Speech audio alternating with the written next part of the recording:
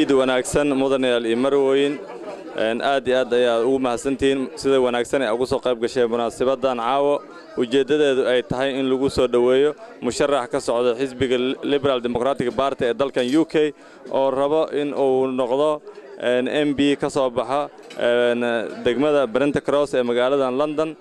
barnaamijkeeni ayaa si rasmi ah noo furmi doono iyadoo ay ka hadli doonaan mas'uuliyiin kala duwan jaaliyadda Soomaaliyeed ee dalkan UK iyo musharaxa martida noo ah Ibrahim Daguri. Good evening, ladies and gentlemen. Thank you for coming along this evening. It's our pleasure to organize this event, which is aimed at welcoming UK Democratic Party, and in which the host party is Ahdi Party. Therefore, it's our pleasure to have a distinguished guest this evening, a current minister and a candidate as well, who will later explain in detail his own agenda and what he expects from Somali community this evening and their partnership with Somali Ahdi Party. But I will start with the introduction of the representative of Ahdi Party in the UK, His Excellency Mohammed Ibrahim. Welcome, Mohammed Ibrahim. Introduce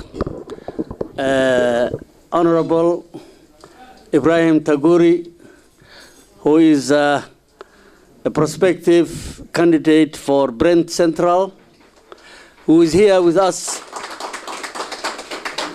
whom you will know more during the coming few months. And Ibrahim, as you know, he grew up in the heart of the constituency of Brent Central in Willesden Green.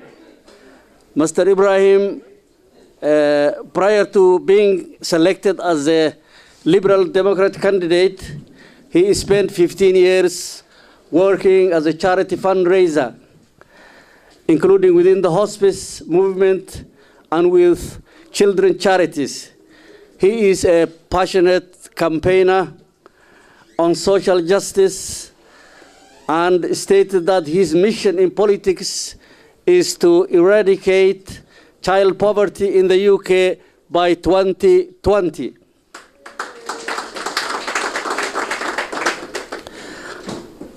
As the eldest child of a working class immigrant family, he has strong views of what the UK immigration policy should look like and has called for politicians to lead a positive and passionate case for immigration.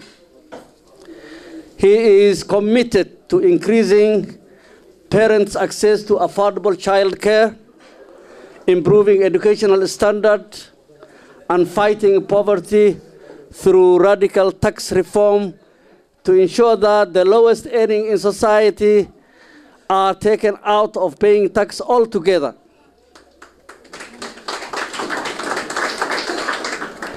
He is also a keen defender of civil liberties, both at home and abroad. And ladies and gentlemen, we are proud to have him here today. And I think I will give now the microphone to our guest, Mr. Ibrahim Taguri.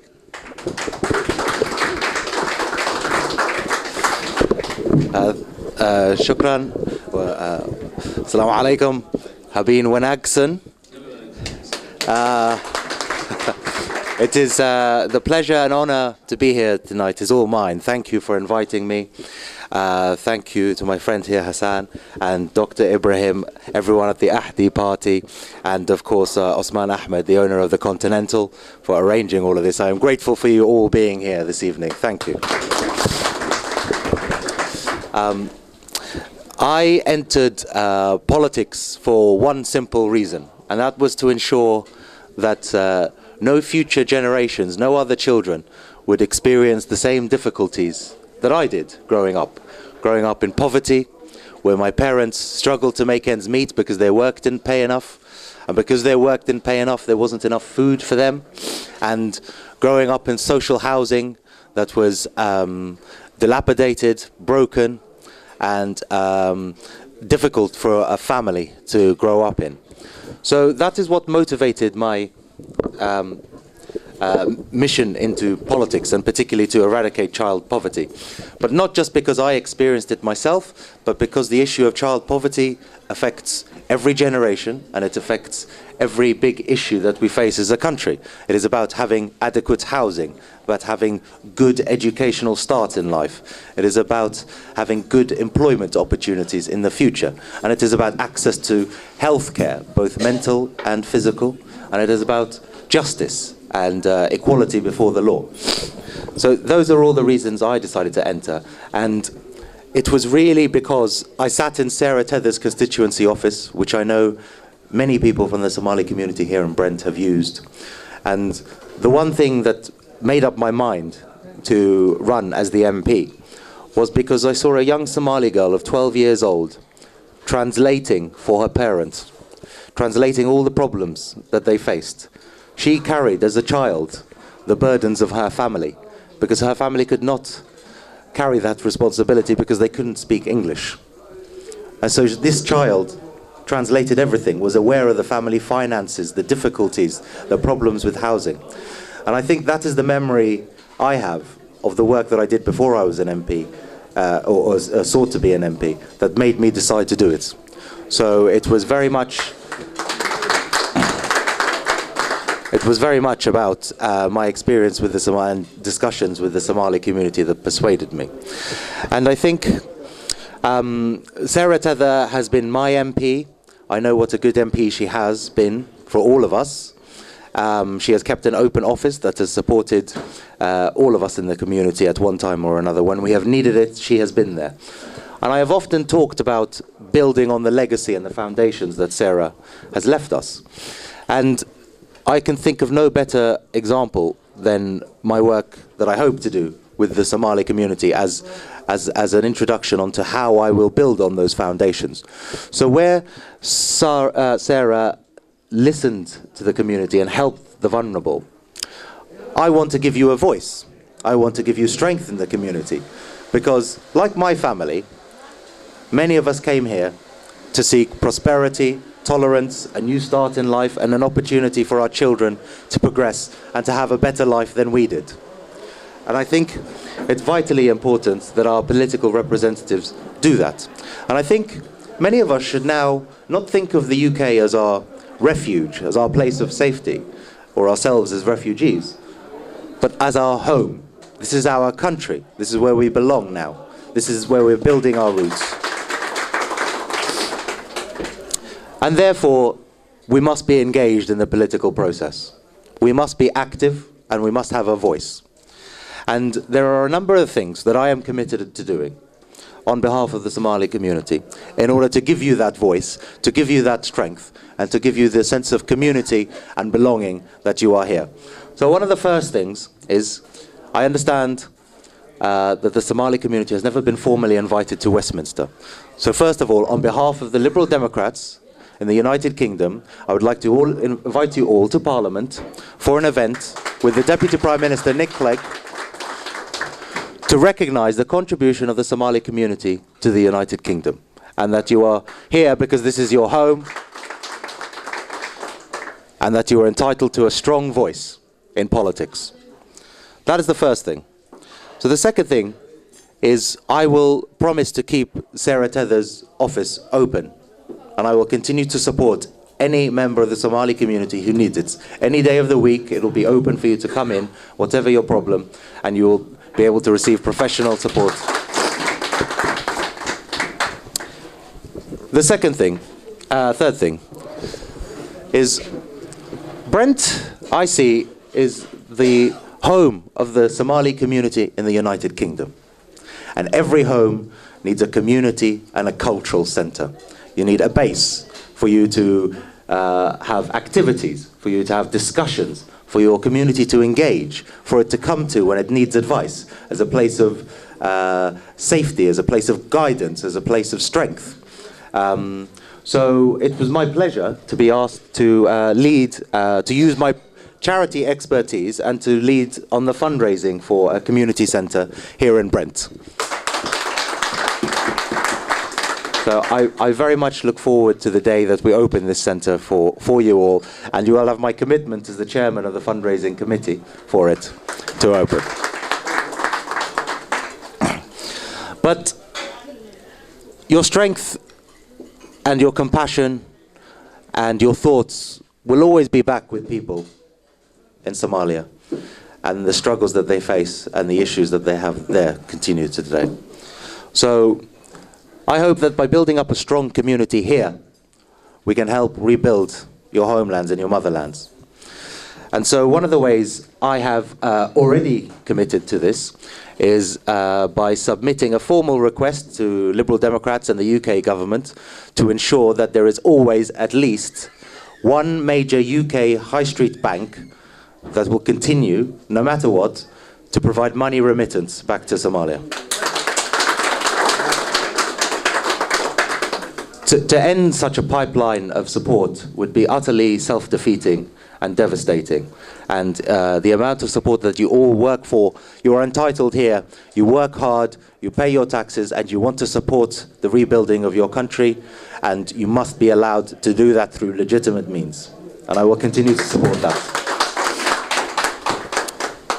And also the support you provide through remittance dwarfs that of aid and charity and support that you get. However, international aid plays a vital component in that. And I'm very proud that the Liberal Democrats enshrined in law that 0.07% of GDP will be given to international aid projects. So now that we have that commitment, we must ensure that British funding is channeled to Somalia. And in particular, I am going to support lobby Baroness Lindsay Northover, who is a Liberal Democrat minister in the Department for International Development. Her remit includes East Africa, and we will present to her a project on water purification in the Cheval region, and that is about continuing to rebuild. And I look forward to doing that with you. And there are many issues we could discuss, and I'm very happy to take questions and have any discussion you want. But the last thing I will say is that this now is in your hands. It is up to you. The community must engage in the political process here. If you do not engage, others will make your decisions for you, and they will not make decisions in your interest, because your voice will just simply be drowned out by those communities and others who are more efficiently organized, more mobilized, and vote. So, if you want these things, and you believe in the strength of your community, and you want to empower yourself, then you must register to vote, and you must vote in this election, both here and elsewhere. Because if you do not, you simply will not be heard. Thank you very much. haddii aan soo koobo walaalkeen Ibrahimi waxa uu leeyahay mabaadi'da siyaasadda aaminsana waxa way saddexa ugu muhiimsan waxa way waa inuu ma taqaana raadinta cadaaladda ijtimaaciga iyo ka hortagga faqriga oo caruurta oo soo wajaho iyo in xuquuqda madaniga ah la ilaaliyo saddexdaas waa saddex mabaadi' waxa uu sidoo kale u ballan qaaday jaaliyadda Soomaaliyeed ee dalka UK markii ugu horeysay taariikhdooda intay dalkan joogeen in ay heli doonaan casuumaad rasmi ah ee Westminster oo ah meesha loogu arinsado masiirka ma taqaana dalkan in uu community-gan jaaliyadda u ogolaan doon inay cod ku yeelato hanaanka siyaasadeed in la furi doono xarun ay isugu yimaadaan dadka jaaliyadda in uu ku dadaali doono in la badbaadiyo xawilaadaha oo hadda halis ugu jiro in la joojiyo waxa sidoo kale ku daray hadalkaas in nagu dhiirigeliyo in aan la falgalno siyaasadda dalkan ka jirto si aan go'aanka naloo gaarayo aan miiska dhinac ka fadhino oo go'aan cid kale inoo soo gaarin marka aad iyo aad ayuu u mahadsan yahay waxaan u gudbi doonaa insha Allah qaybaha hadalkeena waxaan u bedelo doonaa af Ingiriiska Our next speaker is our pleasure to have as our next speaker Mrs. Ismahan Botan, who is a member of Ahdi Party. Welcome. Before I continue, I want to send my condolences to Mogadishu where during Friday prayer, a bomb went off in a mosque and nearby hotel, wounding the second Prime Minister of Somalia and several members of parliament and killing many civilians. I hope Allah send you to Jannah and gives you good health. I am one of many Somali mothers living in the UK. I am also a member of the Ahdi Party. I would like to say thank you, Ahdi Party, for preparing this meeting for the Somali community, the candidate Parliament of Lib Dem and Mr. Ibrahim. Mr. Ibrahim, to discuss many important issues, and a big thank you who have made time to be here. There are many issues and points within the Somali community I would like to discuss with you. As a consequence of the civil war in Somalia around 1992, about 100,000 Somali refugees come to the UK to seek asylum. This struggle of first generation, this struggle and parents has sent down to our children who have been ignored and let down by society. I regard this to education, employment, housing, and health care, especially Somali boys who fall into the violence and prison. It is a problem that we as the Somali community need to solve together with the help of government. We need financial and social stability in the Somali community. I, as a mother, recognize the struggle that first generation Somali parents face in the raising their second generation children, where there exists this generational gap as well as communication gap. We need equality of opportunity. Somali parents need access to more opportunities and resources. We could build clubs or make classes for Somali parents to promote community solidarity, but also help parents improve and learning skills and learning English. We need a focus on Somali children and their success in education achievement. We need more programs for children of lower class families to keep them off the streets and gain access to job and CV building opportunities. We need to be able to build this bridge for them, for a bright and fair future.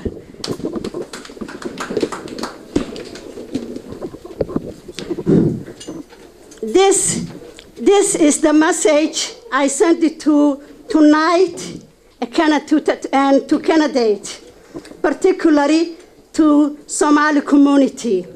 We need to come together and stand by and vote for the Liberal Democrats in May, for the Liberal Democrats in May 2015, and support Mr. Ibrahim in becoming the MP of Wembley Central.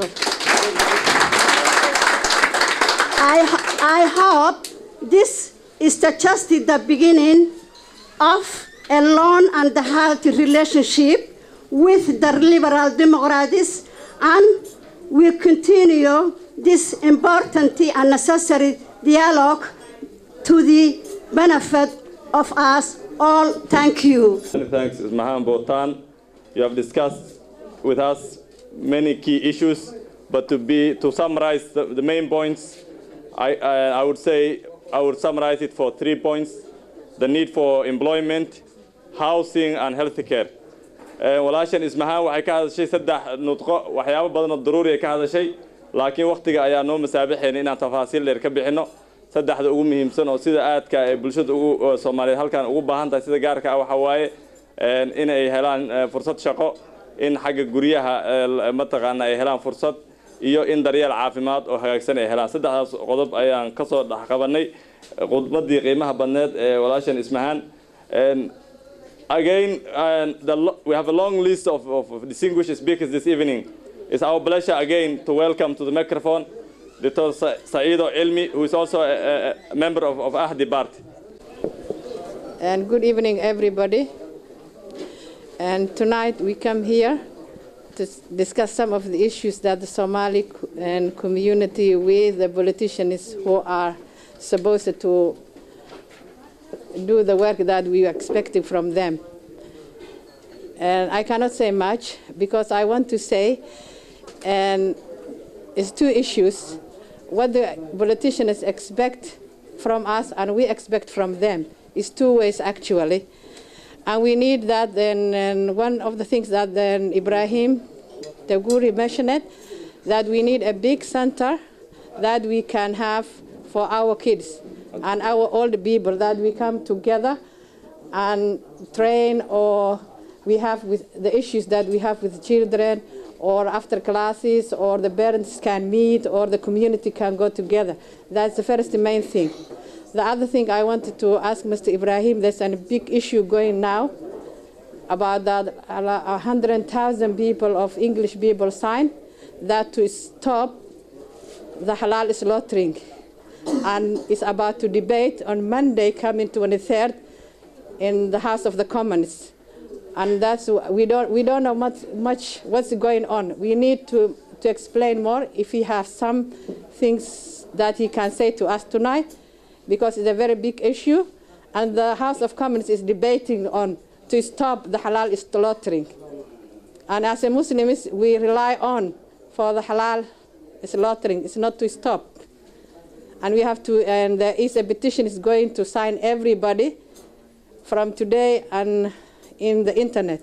Everybody who access in email, they can do their petitions not to stop.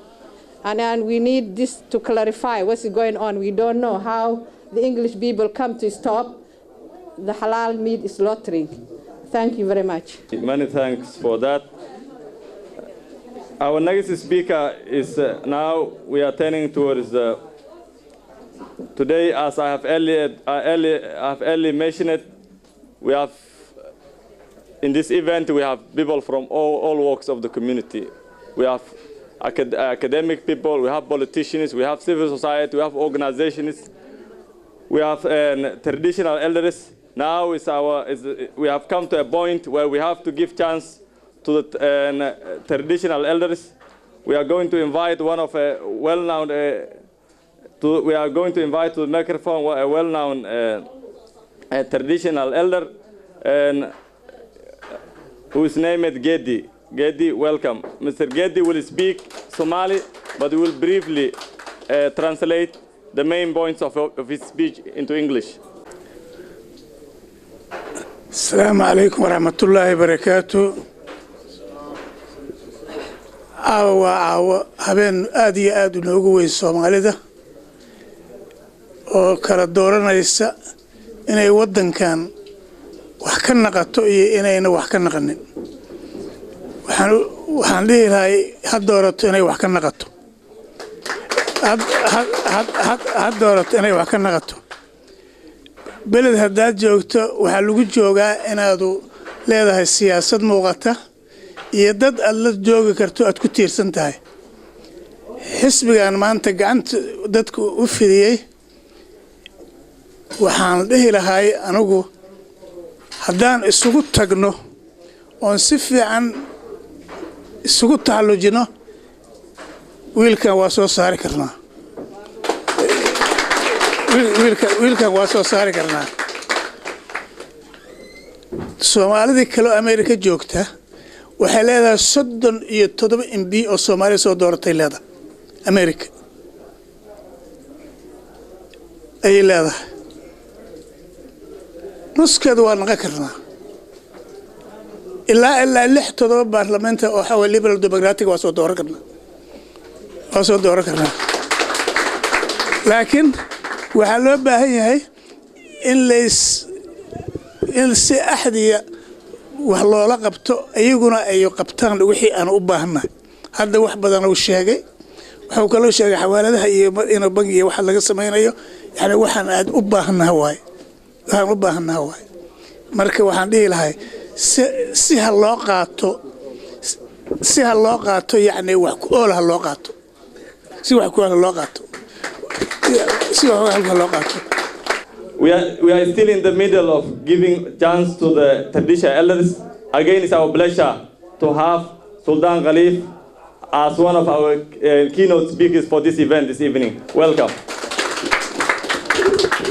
waxaan rabaa inaan anoo kaga faa'iideysanayo xafladan caawa qiimaha badan oo lagu qabtay halkan anoo kaga faa'iideysanayo waxaan halkan tacsi tiiraanyale uga dirayaa dadkii shalay lagu xaq suuqay magaalada Muqdisho kuwaas oo gacanka xaq daran oo ay dishay xasuuqaas oo runtii markii aan maqlay naxdintii aan nahay ilaa hadda aan la qalqalsanahay dad madaxa oo aad u qiimo badan oo bulshada qiimo badan ku dhaxle sida Dr. Maxamuud Cilmi Istarabto sida Caanageel dad aan runtii ummadda Soomaaliyeed qiimo weyn ku dhaxlaaya meeshaas ku leeday dhammaan kuwii dawladda u shaqeynayay iyo kuwii sibiliyaanka hayba waxaan leeyahay sabir iyo iimaan Allah naga siiyo ayagina jannadii firdawsi Allah ka waraabiyo ummadda Soomaaliyeedna waxaan leeyahay isku tashada cadawga noocaasa waa in gacan bira la isaga qabto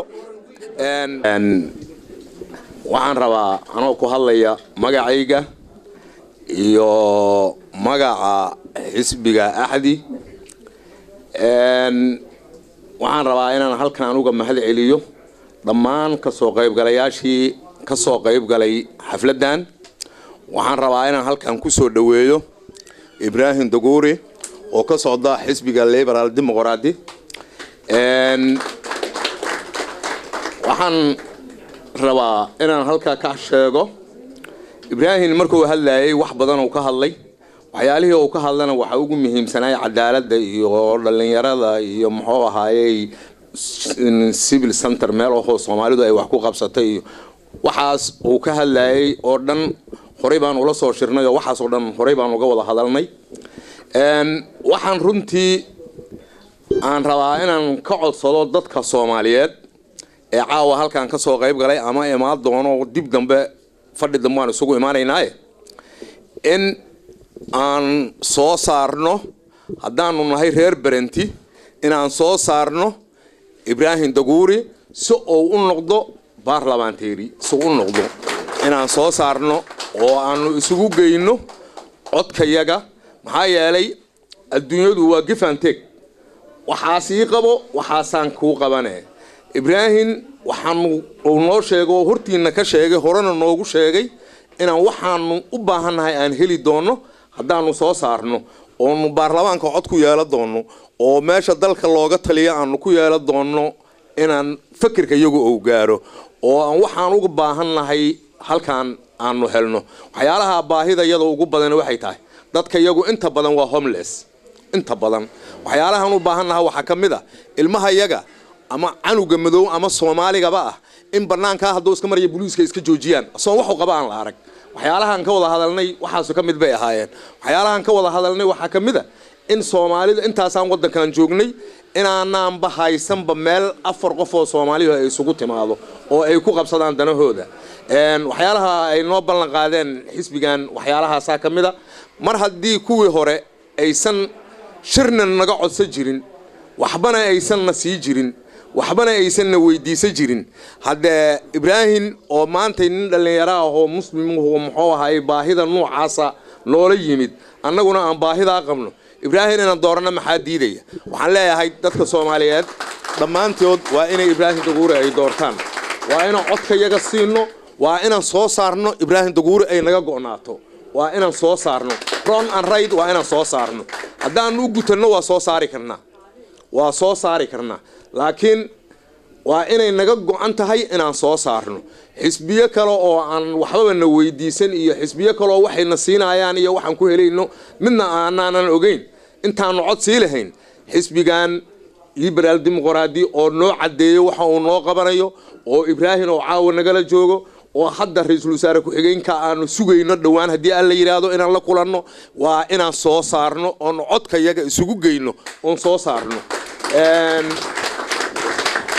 haddii aanan taas yeelin oo aanana taas ana dooran waxay noqonaysaa codkayagu mid kala dhuma oo beritana meelan u raacna ayna jirin and that's all for his presentation and I thank him for his own brief presentation again as I said we are still in the middle again I would like to welcome to the microphone Hassan Ilmi who will also say very few words for this event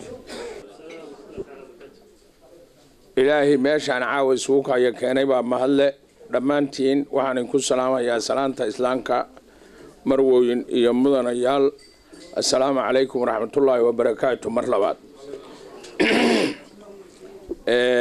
انت أنا نقولين هذا الكي نحر كيسي وحيلتها إلا وضع نعبه وكيمد انت أنا نقولين هوش هذا نوفردنه وحان تعسيق قود ودراهيا أنا أقول الله يا عدكي نهداد يو قلاتان دمان دادكي شالي لغوح السوغي مقالة مقدشو إنا لله وإنا إليه راجعون إلهي هون حريستو جنادي الله كورابيو أنغانا إلهي أنغا سمرسيو dad badan oo waaweyn oo qaaliya oo qaranka u shaqeynayay baa ku jiray gudoomiye ku xigeenkii muxuu ahaa gobolka Banaadir qaybta siyaasadda ku jiray wasiirra ku jiray dadkaas la xasuuqay aad iyo aad baan rabnaa in Ilaahay aan uga barino jannadii inuu geeyo annagana samar iyo iimaan naga siiyo eeladii ka baxeena Ilaahay ka samar siiyo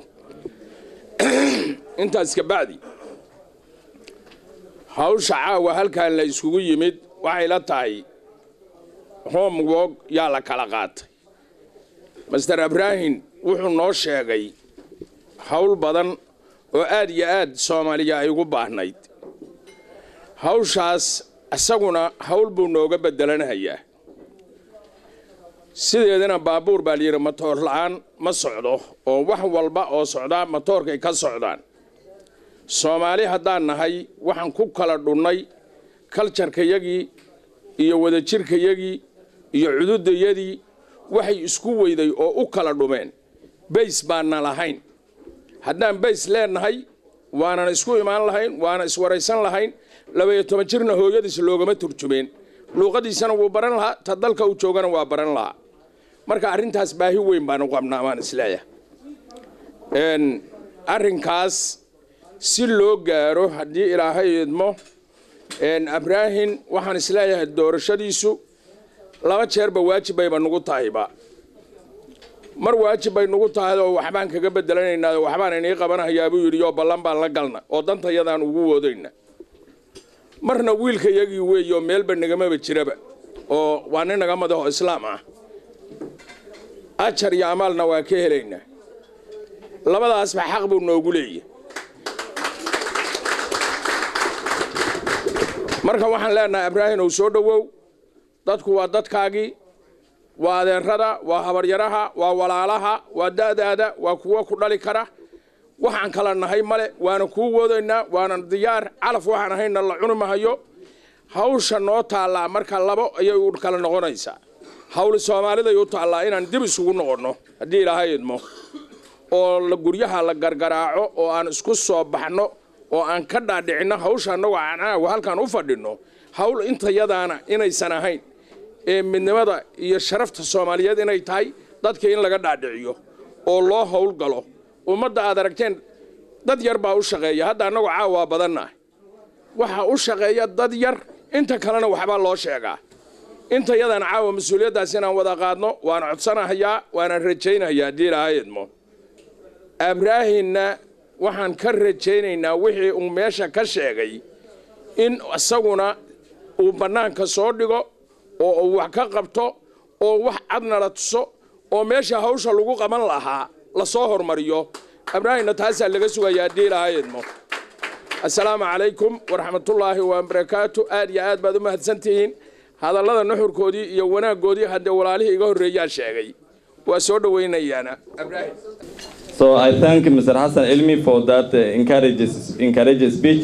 Now we are turning towards the other segment of the society. We would like to invite, as we have a growing youth population in UK of Somali background, I would like to invite Hashi Mohammed Hashi, who will be speaking on behalf of the Somali youth here in the UK. And then I'll speak in English. walaalayaal caawa waa maqasheen dadka dhan waxay ka wada hadlayeen oo ninkan wuxuu isku soo diyaariyay inuu ereyada oo Brent uu noqdo MP hal wax la kale aan ka hadlayaa aniga oo ugu daran Soomaalida maanta ama inta ama dhinaca meelaha kale oo London waxa kamid ah waxa ugu daran waxa waaye role model la'aan ay si jirin meesha ilmaha yareerka badankooda ilmaha Soomaalida waxay ku soo koreen meeshaan adinkoo aabalahaan amal oo kale ama ha noqoto aabo qof uu ka dhintay ama qof uu aabo ka maqan yahay hadee saas tahay cuniga duu abiisa ka dhintay liisu ilaahay uu ogyahay ilaahay raxmadu ku dhaawo ka sii soconaa laakiin aabayaal badan oo nool oo socdo waxba u qaban ilmahooda ayadoo saas oo laga qaylinayo aabalaan hablihiina oo gacmihii ka gubteen oo guriga joogaan oo ilmihii wax kasta u qaban karaan wiil aabihiisa ka maqan hooyo wax badan oo u qaban karta laakiin wiligiis waxba ka maqnaan doono marka ayadoo saas wiilkan maasha Allah maanta meeshu isku soo diyaariyay laakiin waxaad ogaatiin diinta sida lagu sheegay adaadu waxba hadaad qabsanin qofna kale waxba kuuma qaban karo ilaahay wuxuu ku yiri wax qabso aan ku taageera ninkan habeenii maalin baa maanta u joogi kartiin adii kartii wax noo qabta laakiin adinka dad waxba isku qabanin qofna waxba idima qaban doono dibkanada heesta waa si fiican loo fahmay ee adinka isgarab istaaga adinka is caawiya markaas ka bacdi wax idin furmi doona very briefly in English there are lots of problems that face the Somali community nowadays, but chief among them is the lack of role models, but also the lack of real fathers that exist in the home. And crucially, there are many who grow up without father figures, whether through the fact that their fathers have died, but also because fathers are absent for whatever reason. And the mothers have tried what they can to build a home, but they can only do so much, and a son without his father can only really get so much from his mum, given that the father can only do so much.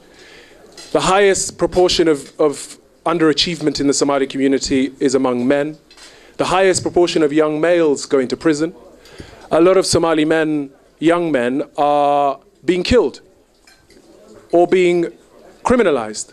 And oftentimes, they're fighting other Somali men and other Somali boys.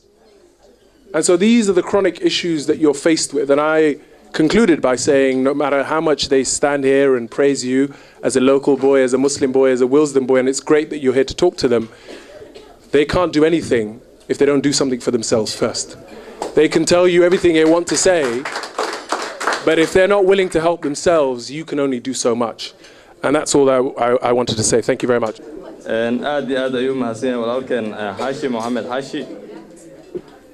Now again we are still in the middle of the speech of the youth. We're looking from the youth perspective now for this event. Again, it's our pleasure to welcome Mr. Salah to speak as a youth for this event this evening.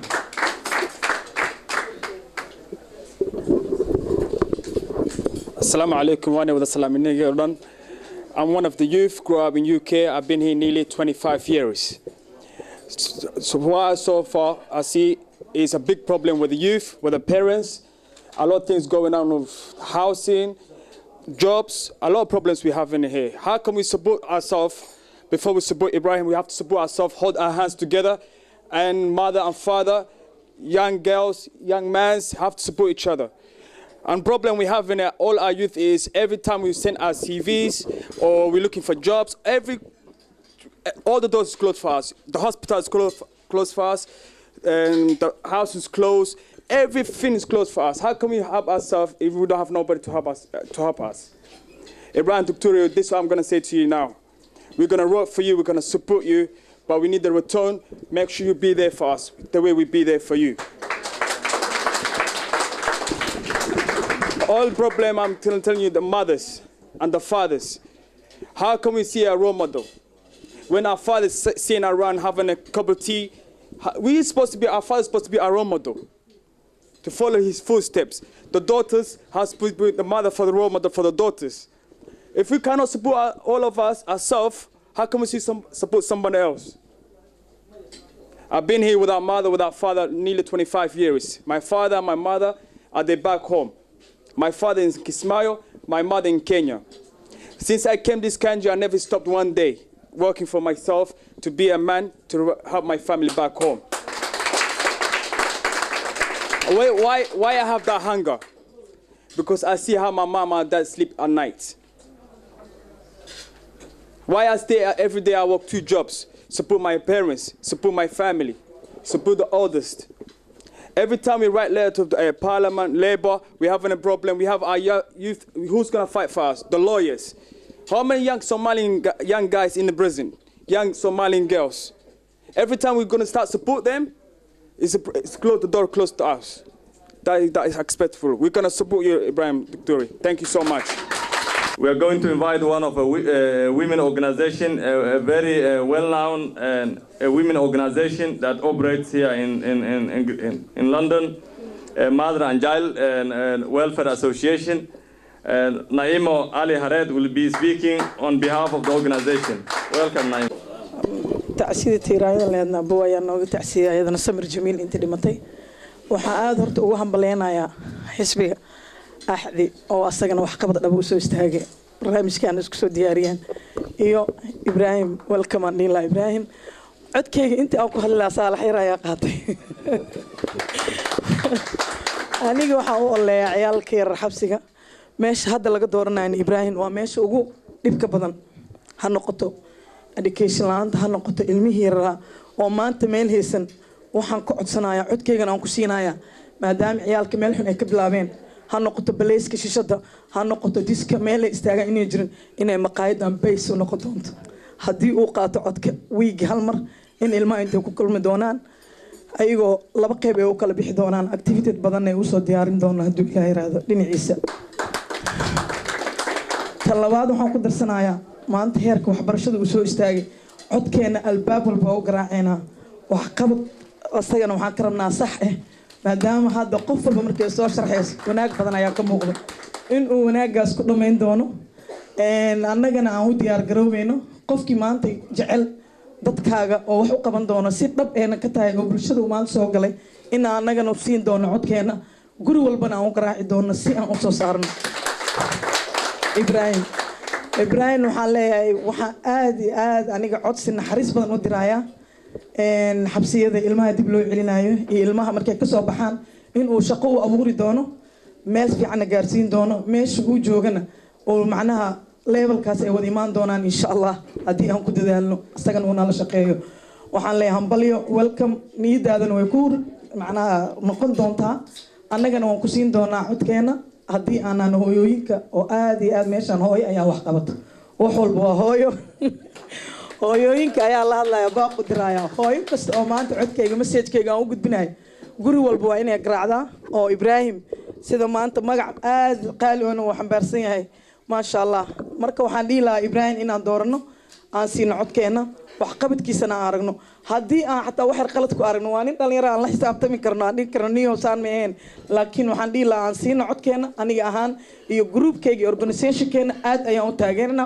welcome ayaana leh salaam but also the very thoughtful questions and comments. And can I also add my condolences and thoughts to the victims of the atrocious attack in Mogadishu, which I think is with every one of these incidents and attacks, it's more depressing for us, it's harder for us, and I hope that by actually building our community and giving ourselves a voice in public life, we can speak out against the horrors and acts that are perpetrated by criminals in our name. Now, as I said at the beginning, the fundamental reason I entered politics was to make a change in things. I'm not... somebody once asked me, by being so outspoken and straightforward and uncomplicated and speaking sometimes, against my party, was I not concerned that this would affect my political career? And I didn't understand the question, because I didn't enter politics for a career. I entered politics to make a change. My heroes are people like Martin Luther King, Muhammad Ali, Gandhi, Malala Yousafzai, people from outside the political system, people who have changed things. So that's what I want to do. I don't want a political career. I want change. I want things to be different. And I've done it from outside politics, and I want to now do it from inside politics. So I think, as Madame Bhutan, who said some very, very important words. I'm going to try and address all the issues, and I think there's about 9 of them in general. But Madame Bhutan said, you raised the point about opportunity. Because for me, that is incredibly important, because without opportunity, you cannot have freedom. If you don't have opportunity without education, you cannot have the freedom to progress, to improve yourself.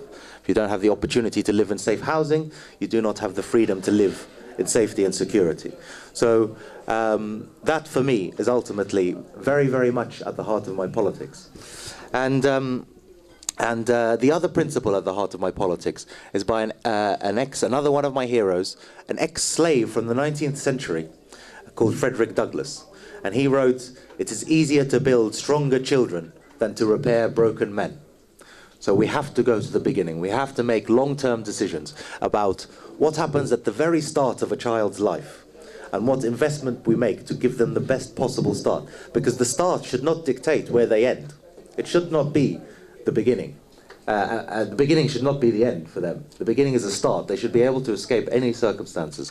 So one of the things, I was very, very honoured to be appointed the race equality spokesperson for the Liberal Democrats as well, by Nick Clegg, which is a shadow cabinet position, part of the general election team. And this was because Nick believed in my ability to speak the truth, to challenge injustice, and to look at things in terms of how we really, really make a difference in our community. And so there are many points that you have raised tonight, which I have submitted. I mentioned money remittance, but I could have also mentioned that I will be launching a review on stop and search. I could have mentioned that I'm launching a review on why there are so many young black Muslim men in our prisons and why they are being perverted by this justice system, why people are not getting justice. Because of the lack of translators available, because of the lack of legal aid available, because of a lack of many, many issues. So I am looking into those things as well. The other thing I believe is, we hear a lot about immigration, why generations of British people here might be upset at some immigrants, and they say, but they don't even speak English. But if they can't afford to take lessons and they're not given the opportunity, how on earth are you going to have those? So this is one of the reasons why a cultural centre is so important. And actually, I've also proposed that to support you in getting British citizenship and making Britain your home, that adults should also be given the opportunity to have English lessons, because it's very important. And this supports not just integration into the wider community, but communication between you and your children. That's fundamental. That lack of communication there is part of the problem that leads to the role models issue, which again is very important. And Haji mentioned it, and thank you very much, because this is something I really, really believe in.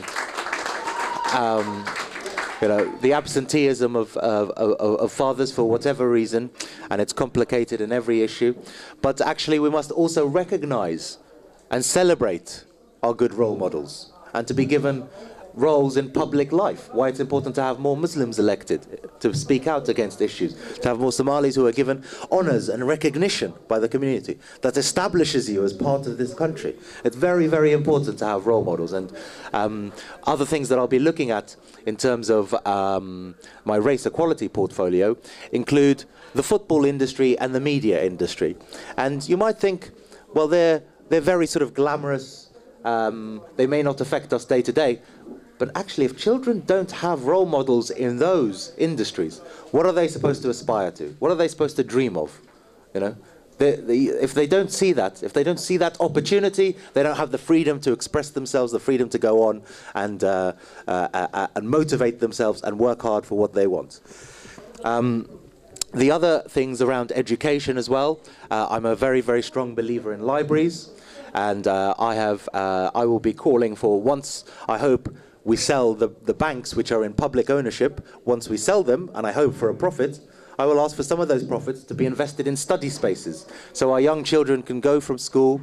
They don't have to be cramped up in a councillor's family home which isn't big enough for them to study. They can go to a study space and they can have an opportunity to make sure that they get the best education possible, because, you know, our children are bright, they are dedicated, they are motivated, but we have to give them the space and the opportunity for which they have to flourish. And as a village, we must raise those children.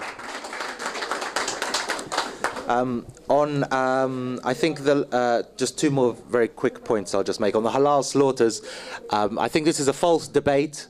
It won't be, when we're talking, this is also attacking kosher. This is attacking a lot of things. And I think it's a sort of false debate. Actually, what this will move on to, I mean, I have no doubt that Parliament will reject this because it goes against freedom of religious expression. But actually, you know, because human rights are more important, really, basically, than animal rights. But that's a side issue. The actual conversation, I believe, will lead to about food labelling and how products are packaged in our supermarkets, and to enable people to have choice. And that's what liberalism is fundamentally about. It's about giving people choice. And the last thing, which is another addition to how I am keen very much to give away power. Power is no good in my hands. It can only be in your hands. And I think that's where the real change will happen. So one of the things I'm establishing, as if I am elected as the MP, is something called the Community Cabinet. And this will be 25 to 30 people from the community, doctors, head teachers, faith leaders, community leaders, charity leaders, just a mix of people. And we will meet once every 3 months. And this group is designed to strategically address the problems we face as a community. It is how you may come to me with one issue, but your neighbors at the temple will come back to me with another issue. How do we address them together through dialogue and through working for what's best for us together and improving our circumstances together and with you in charge, and to hold me accountable? And I will attend, I will personally chair this every 3 months, and I would like the Somali community to have a representative on it.